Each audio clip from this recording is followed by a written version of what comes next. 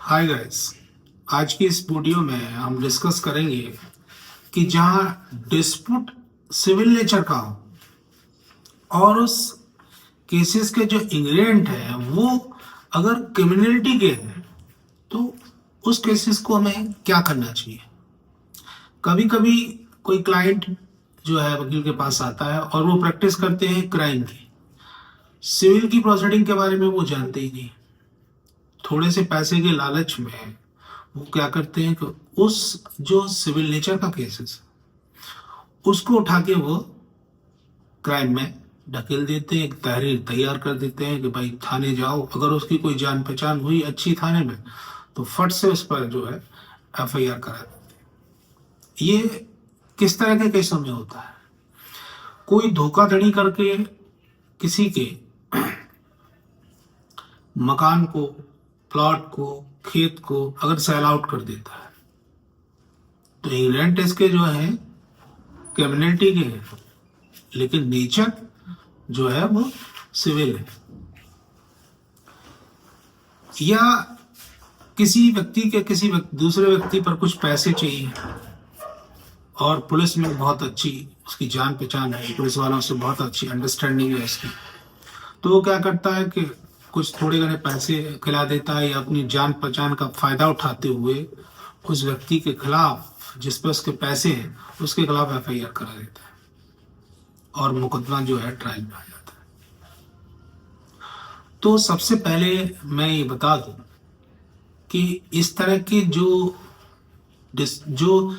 Civil nature के dispute है वो सिविल न्यायालय से ही डिसाइड हो सकते हैं। उसके लिए आपको सिविल कोर्ट के अंदर ही पहले मुकदमा फाइल करना पड़ेगा। जैसे किसी ने धोखाधड़ी से कोई सेल डीड एग्जीक्यूट कर दी किसी प्रॉपर्टी से रिलेटेड, चाहे वो प्रॉपर्टी उसकी थी या नहीं थी, ये जब तक सिविल कोर्ट डिसाइड नहीं करेगा कि उसमें जो प्रॉपर्टी है वो वास्तव में उसकी है या नहीं है, या वो सेल डीड वैलिड है या अनवैलिड है, ये सिविल कोर्ट डिसाइड करेगा। जब आप क्रिमिनल कोर्ट के अंदर आ सकते हैं या आप प्रोसीडिंग वहां शुरू करा दें, कैंसिलेशन ऑफ सेल डीड का कोई सूट फाइल कर दें सिविल कोर्ट के अंदर, और उसी के साथ आप क्रिमिनल एक्टिविटीज के लिए भी उसको पनिश कराने के लिए आप फिर मुकदमा डाल सकते हैं। तो कोर्ट मानेगा कि हाँ ये जो केस है वो वास्तव में सही है, क्योंकि इन्होंने पहले जो है अपने को सिविल राइट्स को इन्फोर्स करने के लिए, अपने सिविल राइट्स को डिक्लेयर कराने के लिए सूट फाइल किया हुआ है, तो सही है। मान लिया ऐसे किसी पर पैसे हैं, आपने उठा के सीधा एफआईआर कर दी।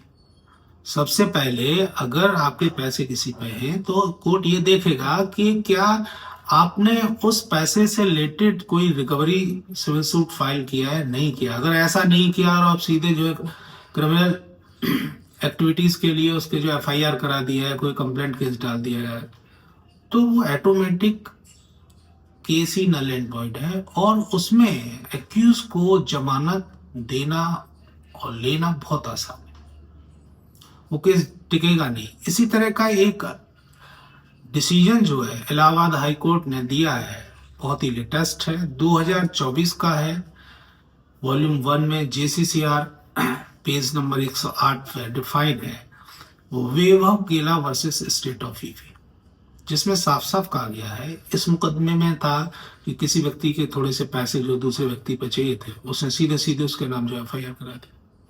वो वेल लेने के लिए गया, उसकी वेल खारिज कर दी। तो इलाहाबाद हाई कोर्ट ने कहा कि इस तरह की सिचुएशन में जहाँ जो केस जो है वो सिविल नेचर का है और ग्रेंट जो है वो क्रिमिनल नेचर के हैं, उसको जमानत दी जानी चाहिए। If you feel good my legal information, then like my video and share and subscribe my channel.